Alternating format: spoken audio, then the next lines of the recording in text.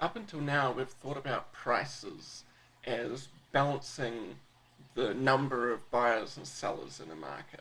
That's been essentially the role for prices in our market. But prices do way more than this. They don't just balance things out within a particular market, they balance things out across a whole economy. See, when the price of something is high, that means that, well, there's relatively many people who want to buy it compared to the number who can produce it.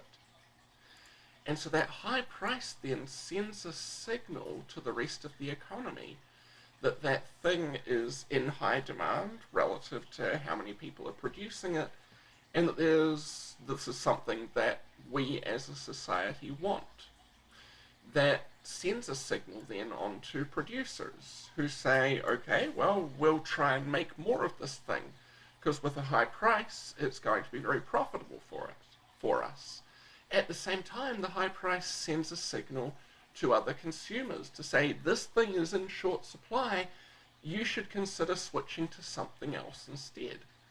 Now, the potential sellers and buyers are going to change their behavior here just based on that one little number.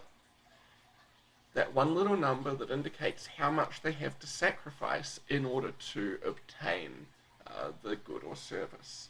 In that way, prices are helping to coordinate the actions of a whole bunch of people without them knowing one another, without them communicating. All of them can do the right thing in the sense of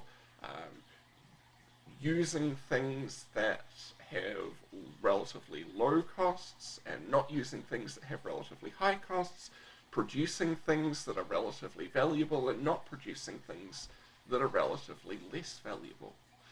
At the same time, those prices also pull together a bunch of information.